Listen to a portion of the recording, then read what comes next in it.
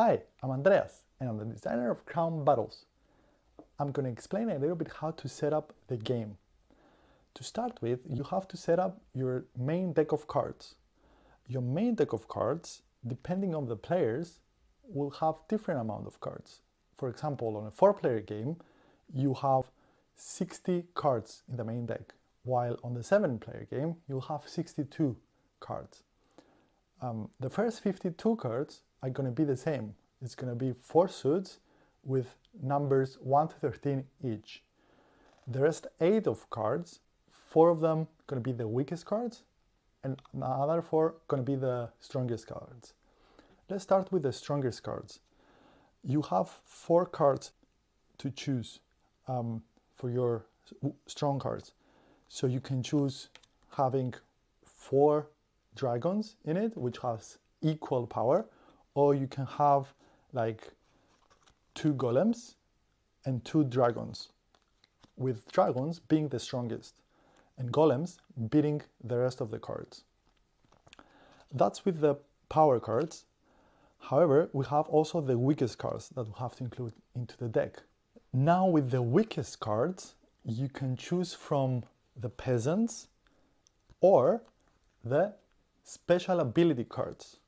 Most of the special ability cards have the same power as the peasants, meaning when played on a trick, they don't win the trick.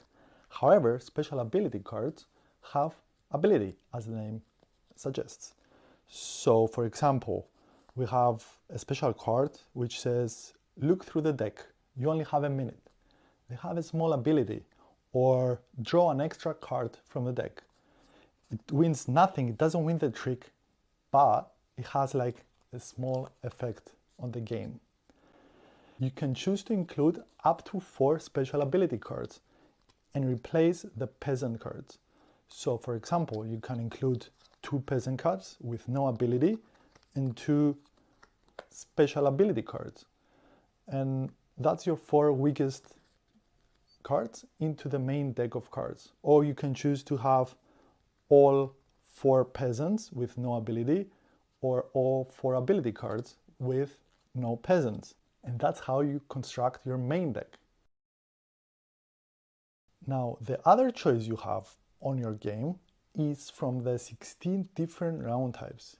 Depending on the number of players, you play a different amount of rounds.